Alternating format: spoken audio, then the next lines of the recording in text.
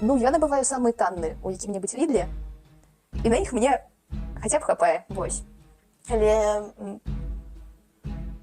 яна вырастае. Я нават калі ўзгадваю, як я сюды толькі пераехала, колькі там теж хурма каштавала і колькі зараз. Просто капец. Гэта складана.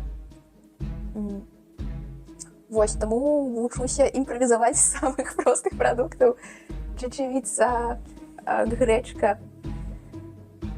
Ну, бывае недорогая гародніна. Ну, насамрэч прыходзіцца вылаўліваць усё калі самае таннае на зніжках і даведвацца, у якой краме які менавіта прадукт каштуе менш за ўсё. Незразумела, працягнуць гэты ВНЖ, не працягнуць, калі падаешся. Зараз яшчэ сталі скасоўваць і не выдаваць ВНЖ не студэнтам, камусьці гуманітарна таксама адмяняюць. Я пакуль жыву па студэнцтву, спадзяюся, што хаця б да канца вучобы ён будзе ў мяне. На шчасце, у мяне пакуль усё больш-менш добра са здароўем. У плане нічога такога экстрэмальнага і сур'ёзнага. Калі сур'ёзна, то я не ведаю, што я рабіла, но пісала проста ўсім сябрам, знаёмым, пэўна, падавайце грошы на медыцыну.